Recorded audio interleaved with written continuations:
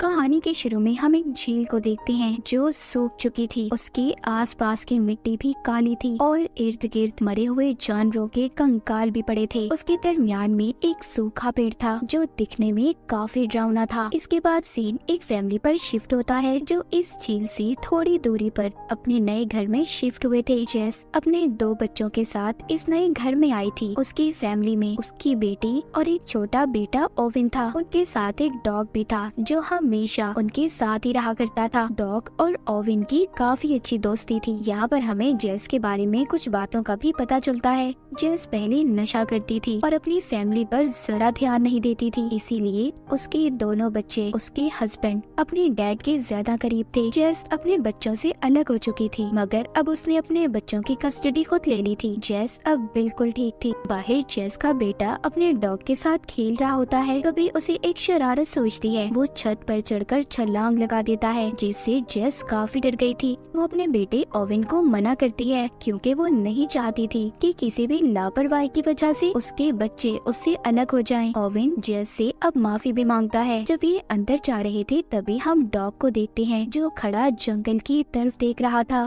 न जाने उसे क्या नजर आ रहा था। वो जोर जोर से भौंकता है पर इस बात पर कोई ध्यान नहीं देता। उसी दिन रात को जब ये सो रहे थे तब भी डॉग बैठा लगातार जंगल की तरफ देख रहा था जो काफी अजीब बात थी। पर तब भी जेस उस पर ध्यान नहीं देती और सोने चली जाती है। अगले दिन जेस अपने बच्चों को अपने हस्बैंड के घर छोड़ती है। तभी उसका हस्बैंड उसे एक एनवेलप देता है जिसको जेस नहीं खोलती और अपनी जॉब पर चली जाती है। जेस एक हॉस्पिटल में नर्स थी। वो जाकर अपनी दोस्त से मिलती है, फिर एक मरीज से जिसका दुनिया में कोई भी नहीं था और वो औरत जिंदा नहीं रहना चाहती थी। पर जेस उसको बहुत समझाती है, कहती है देखो मेरी बात मानो, जिंदगी बहुत कीमती है। जिसके बाद हम जेस के बच्चों को देखते हैं जो घर वापस आ गए थे और आकर मछलियाँ पकड़ने उसी झील के पास जाते हैं जो हमने कहानी के शुरू में देखी थी। पर जब दोनों उसकी ऐसी हालत देखते हैं तो परेशान हो जाते हैं क्योंकि वो झील सूख चुकी थी और डरावनी भी लग रही थी। पर तभी उधर उनका डॉग भागने लगता है और भागते भागते कीचड़ में फंस जाता है। ओविन और उसकी बहन दोनों उसकी मदद करते हैं। जब ये ऐसी हालत में घर जाते हैं जेस बहुत नाराज होती है। वो दोनों को डांटती है। जब ये रात को खाना खा रहे थे तो खाना ओविन को पसंद नहीं आता। जेस उसे कहती है बेटा प्लीज आज ये खा लो, कल मैं तुम्हें तुम्हारी पसंद का खाना दूंगी। अगली सुबह ये देखते हैं ओविन का डॉग जंगल की तरफ देखकर बहुत भौंक रहा था। इस बार तो भागकर वो जंगल में चला जाता है। ओविन भी उसके पीछे भागता है पर जंगल में एक लगी फेंस बाढ़ की वजह से रुक जाता है और उधर ही रुककर वापस से दोबारा अपने घर आ गया था। बैठकर अपने डॉग का इंतजार करने लगता है। वो अपनी मॉम से कहता है प्लीज आप जाएं उसे ढूंढें, पर जेस कहती है इंतजार करो वो खुद ही आ जाएगा सुबह तक। अगली सुबह जब जेस अपनी जॉब से वापस आती है तो उसे पता चलता है कि ओविन घर पर नहीं था। वो अपने डॉग को ढूंढने निकल गया था। ये अपने बेटे को ढूंढकर वापस लाती है और उसे समझाती है कि बेटा क्यों ऐसे कर रहे हो, वो वापस आ जाएगा। रात को ओविन को अपना डॉग अपने घर के बाहर नजर आता है। ये सबको बता देता है। जेस भी उसके पीछे जाती है पर ओविन का डॉग कुछ अजीब था। उसकी आंखें भी पीली हो गई थी जो दिखने में काफी डरावनी थी। देखते ही देखते डॉग ओविन पर हमला कर देता है, उसकी टांग पर काट लेता है। जब जेस उसे छुड़वाने की कोशिश करती है तो वो डॉग ओविन के गले पर भी काट लेता है जिससे अब ओविन काफी जख्मी हो गया था और बहुत खून भी निकल रहा था।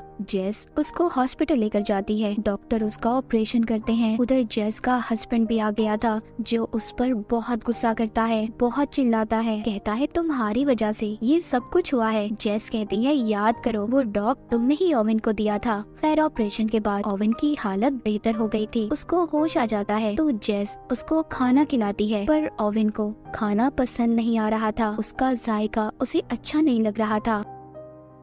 जेस को ये लगता है शायद ये उसकी तबीयत की वजह से ऐसा है, पर ऐसा क्यों था, क्या हो रहा था ओविन के साथ, इसका पता हमें थोड़ी देर बाद ही चलेगा। अगले सीन में हम ओविन को देखते हैं जिसकी हालत अब ज्यादा खराब हो गई थी। उसके मुंह से झाग निकल रही थी। डॉक्टर्स को भी समझ नहीं आ रहा था कि उसके साथ हुआ क्या है, इसीलिए वो ओविन को बेहोशी का इंजेक्शन देकर उसका खून टेस्ट करवाते हैं, पर इनसे भी डॉक्टर को कुछ पता नहीं चलता। थोड़ी देर बाद ओविन को जब होश आता है तो वो उसी खून खून को पी जाता है जो उसे चढ़ाया जा रहा था। जेस ये देखकर काफी परेशान हो जाती है, पर इस बारे में वो किसी को कुछ नहीं बताती। अब ओवेन को खून ना मिलने की वजह से उसकी हालत और भी ज्यादा खराब हो रही थी, इसीलिए जेस उसको लगातार खून पिलाती है। ये खून वो हॉस्पिटल के ब्लड बैंक से चुराया करती थी। जब ओवेन घर जाता है तो जेस हॉस्पिटल से बहुत से खून के पैकेट चुरा कर ले आई थी। वो अपनी बेटी से छुपाकर ओवेन को खून पिलाती थी। एक दिन ओवेन की जरूरत हद से बढ़ जाती है, वो सारे के सारे पैकेट्स एक साथ ही पी जाता है। जेस जब ये देखती है काफी परेशान हो जाती है। उसे समझ नहीं आ रहा था कि आखिर उसके बेटे को हुआ क्या था। अब उसे हर जगह से खून मिलना भी बंद हो गया था, इसीलिए जेस अपने बेटे को जानवरों का खून पिलाना शुरू करती है। पर जानवर का खून पीते ही ओवेन की हालत खराब हो जाती है। जेस के पास कोई और रास्ता नहीं था, वो ओवेन को अपना ही खून निकालकर पिलाने लगती है। वक्त के साथ साथ ओवेन की खून पीने की चाहत अब बढ़ती जा रही थी, जिससे जेस बहुत परेशान थी। इसी वजह से उसने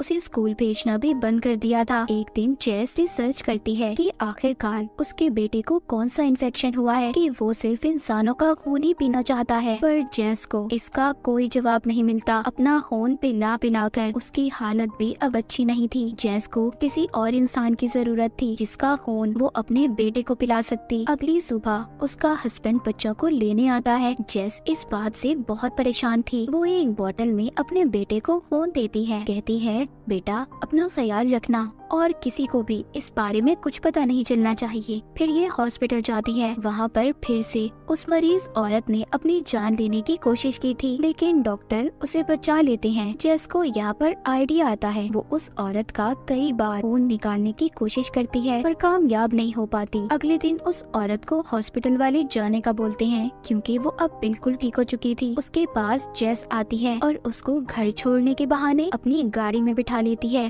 वो औरत कहती है तुम्हारी वजह से जेस मुझे जिंदगी की समझ आई कि कितनी कीमती होती है। पर वो बेचारी ये बात नहीं जानती थी कि जेस ही उसकी अब जान लेना चाहती थी। जेस उस औरत को बेहोश करके अपने घर के बेसमेंट में बांधकर बंद कर देती है और खून निकालने लगती है। जब उस औरत को होश आता है, जेस उससे कहती है प्लीज मुझे माफ कर दें, ये मेरी मजबूरी है वरना मेरा बेटा मर जाएगा। जेस अपने बेटे के साथ अब काफी वक्त गुजारती थी। उसे स्कूल भी नहीं भेजती थी। जेस की बेटी को सब कुछ पता था, पर फिर भी वो अपनी मॉम को कुछ नहीं कहती। एक दिन वो बेसमेंट को देखती है जहाँ पर ताला लगा हुआ था, इसीलिए जब जेस घर पर नहीं होती तो उसकी बेटी खिड़की से बेसमेंट के अंदर जाती है, जहाँ पर वो उस औरत को बंधा हुआ देखती है जो काफी बुरी हालत में थी। जेस की बेटी उसे छुड़वाने की कोशिश करती है, मगर तभी उधर जेस आ गई थी। उसकी बेटी उसे देखकर छुप जाती है। जेस भी समझ चुकी थी कि उसकी बेटी यहीं पर है। अब वो सारी बात अपनी बेटी को भी बताती है कि वो उसके भाई की वजह से ये सब कर रही है। वो भी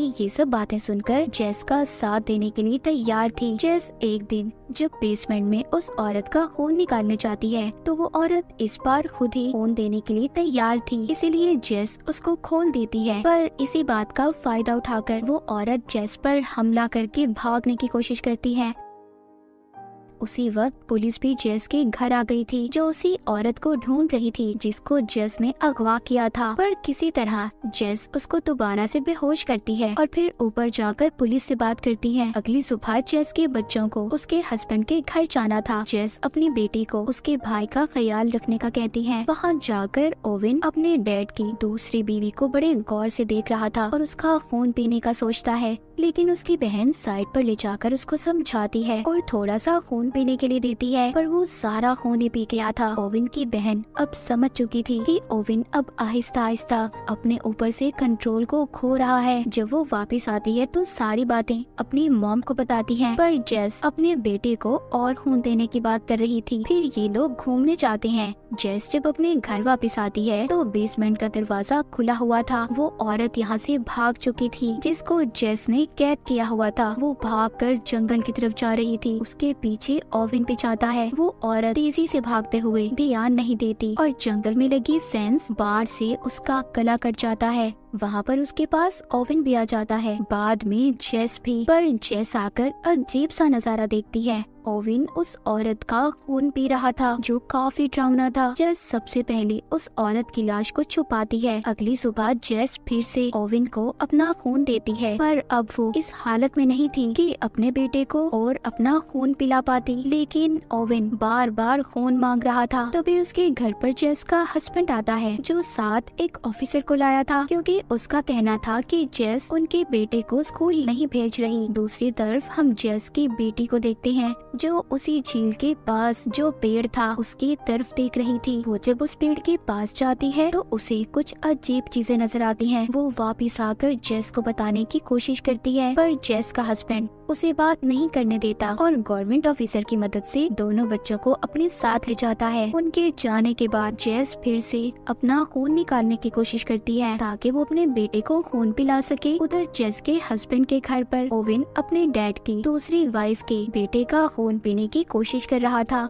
उसकी बहन आकर उसे रोकती है, जिसके बाद वो उसे उसी जंगल में ले जाती है। वो उसको बताती है कि मैंने उस सूखे पेड़ के अंदर कुछ देखा है। वो कहती है कि मैं उस पेड़ को जलाने वाली हूँ ताकि मैं तुम्हें बचा सकूं। पर ये बात सुनते ही ओवेन उस पर हमला कर देता है। ओवेन की आंखें भी उसकी डॉग की तरह ही पीली हो गई थी। उसके चेहरे पर उसकी नसें नजर आ रही थी। ओवेन का ये रूप देखकर उसकी बहन डर जाती है और भागने की कोशिश करती है। दूसरी तरफ उनके डैड उन्हें ढूंढते हुए जेस के पास जाते हैं। उन्हें लग रहा था कि शायद उनके बच्चे जेस के पास हों, जबकि वो वहाँ पर नहीं थे। जेस भी अपने बच्चों के बारे में सुनकर काफी डर जाती है। तभी उसे याद आता है कि उसकी बेटी ने उसे सूखे पेड़ के बारे में बताया था। ये फौरन वहाँ पर जाती है। वहाँ जाकर तो अजीब ही नजारा था। देखती है कि ओवेन बिल्कुल भी अपने कंट्रोल में नहीं था। वो अपनी ही बहन का खून पीने की कोशिश कर रहा था। जेस आकर ओवेन को समझाती है, पर उसकी बेटी कहती है, मॉम ये हमारा ओवेन नहीं है। ओवेन बिल्कुल एक शैतान में बदल चुका था। जेस उसको वहीं उसी मिट्टी में दबाकर मार देती है। ये काफी दुखी सीन था। जिस बेटे के लिए जेस इतना कुछ कर रही थी, अब उसे ही मारना पड़ता है। ओवेन मर चुका था। जेस अपनी बेटी को कहती है कि इस बारे में वो किसी को कुछ नहीं बताए। सबको ओवेन की मौत का हादसा बताती है, पर उसके बेटे की मौत की वजह से उसकी बेटी की कस्टडी भी उससे छीन ली गई थी। जाते हुए उसकी बेटी कहती है, जो कुछ भी किया बिल्कुल ठीक किया मॉम आपने। जेस को देखते हैं जो उस पेड़ को आग लगा देती है और फिर एक डॉग के साथ ऐसे खेलती है जैसे ओवेन अपने डॉग के साथ खेलता था। वो डॉग भी खेलते खेलते जंगल की तरफ देखकर भौंकने लगता है। अगर बात करें उस पेड़ की, तो उसमें कोई ऐसा क्रिएचर था जिसने पहले ओवेन के डॉग के अंदर वायरस को डाला और डॉग के काटने से ओवेन के अंदर वो वायरस गया। पर इन सब में जेस ने अपने बच्चों को खो दिया था। जेस ने भी जो उस औरत के साथ किया वो गलत था, पर एक माँ होने की वजह से वो तो बस अपने बेटे को बचाना चाहती थी, जिसको आखिर में उसे खुद ही मारना पड़ा सबको बचाने के लिए। और इसी सैड एंडिंग के साथ ये कहानी यहीं पर खत्म हो जाती है।